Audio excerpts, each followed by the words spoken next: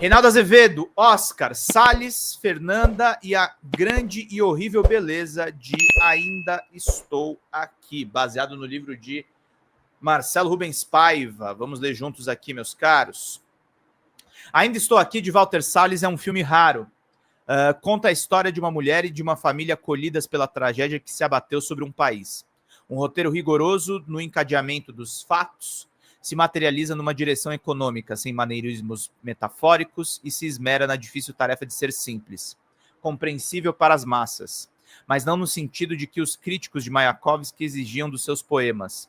Cobravam ao militante que seus textos fossem mobilizadores e servissem a um propósito, ainda que a exigência fosse compreensível no embate ideológico. Era descabida numa obra de arte. Daí não se conclua, como li em arengas de certo conservadorismo acanhado, que se trata de uma obra não política. Pelo contrário, Ainda Estou Aqui é profundamente político e tem lado, e claro, precisamos falar de Fernanda Torres. O golpe que matou o deputado Rubens Paiva também tinha um lado e enfeixava um conjunto de valores e de interesses no Brasil e na América Latina. A ditadura esmagava os seus adversários políticos, de qualquer matiz e matriz, num embate estupidamente assimétrico, sob o pretexto de defender a autêntica ordem democrática, como se escreve no preâmbulo do AI-5. Os fardados, afinal, atuavam em nome de quem? Certamente não era de uma classe social chamada militares, porque isso não existe. Obviamente, há uma história também econômica, obviamente de classes, que explica aquele passado. Tudo isso se materializa no filme não como um panfleto que busca a moralidade contestadora ou revolucionária, mas na sua dimensão estética para lembrar o texto de Marcuse. Manifesta-se na vivência dos personagens, na gramática das coisas que se conectam e formam o ambiente e a metafísica influente da época, na sintaxe dos olhares, na rotina das pequenas alegrias familiares, essa nova vida besta e nas dores abismais. Tal dimensão transcende e por isso não a nega na base material da sociedade, em que os embates se dão mesmo entre as forças produtivas que disputam recursos e bens finitos em luta permanente. A história desse filme também pode ser contada por outros discursos. Que se note, eu não estou aqui para tratar com menoscabo ou desdém o código da política. Não no país que manteve Lula 580 dias na cadeia, condenado e sem provas por um juiz incompetente e suspeito. Não no Brasil em que um fanfarrão truculento passou 4 anos articulando um golpe de Estado, com os desdobramentos conhecidos. Não no momento em que assistimos à recondução de Donald Trump à presidência dos Estados Unidos. Uma das suas ordens executivas, por exemplo, autoriza a caçar mulheres e crianças imigrantes em escolas e igrejas. Uma outra libertou líderes fascistas que comandaram a invasão do Capitólio. Nunca foi tão importante fazer política, falar de política e articular a política para intervir nas esferas do poder. Não tenho especial simpatia pelo discurso catastrofista, porque, em certa medida, em qualquer situação, parece-me sempre mais fácil e até intelectualmente mais seguro ser pessimista. Esse é um problema que eu tenho, viu, Reinaldo? Eu fui por muito tempo mais pessimista, mas é engraçado, né? Quando a gente vai para o embate e quando a gente toma lado e quando a gente coloca alguns parâmetros, a gente não fica exatamente otimista, mas a gente tem ali um propósito, né? E é muito louco quando isso acontece. Tudo dando errado, resta, eu disse, se a coisa se sair pelo melhor, de acordo com o melhor mundo possível, poucos se lembrarão das antevisões dantescas. Assim, mesmo refratário ao pessimismo, eu tenho que admitir, vivemos dias perigosos. Como é que a gente faz para ser uma Eunice Paiva na vida? Não desistir, não se deixar consumir pela dor, agarrar-se à vida, que foi roubada do seu marido, com paixão e método e fazer história, é preciso regar o nosso jardim.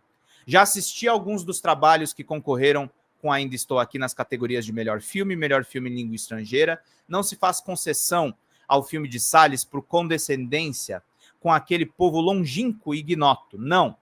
Trata-se de cinema no que este pode ter melhor em rigor estético e apuro técnico, Receber a distinção seria um alumbramento, mas nunca uma desproporção. Estou vendo alguns comentários aqui, ó. A Miriam Pacheco. Eles odeiam as pessoas, nós odiamos as atitudes. Quem luta para perpetuar o sofrimento das pessoas merecem ser execrados e repudiados. Exatamente, Miriam. Esse é o nosso ódio e nojo à extrema-direita. Texto brilhante do Reinaldo. Vamos lá ler mais um pouquinho. Fernanda Torres. Fernanda Torres atingiu o estado da graça, da representação. Quando ela está em cena, Salles executa um diálogo de câmeras notável. Tanto assistimos aquilo que Eunice vê, também é uma narradora, como vemos a personagem sendo vista por um olhar externo. Há uma habilidosa intercalação de imagens na primeira e na terceira pessoas. Trata-se de um exercício difícil que pode se perder em maneirismos. Ocorre que deu formidavelmente certo. Ali estava uma atriz no domínio pleno do seu ofício. Observo acima que o filme é profundamente político sem ser panfletário, lembrando não obstante que, às vezes, no ambiente adequado, é preciso sim apelar à força de um panfleto, de um j'accuse.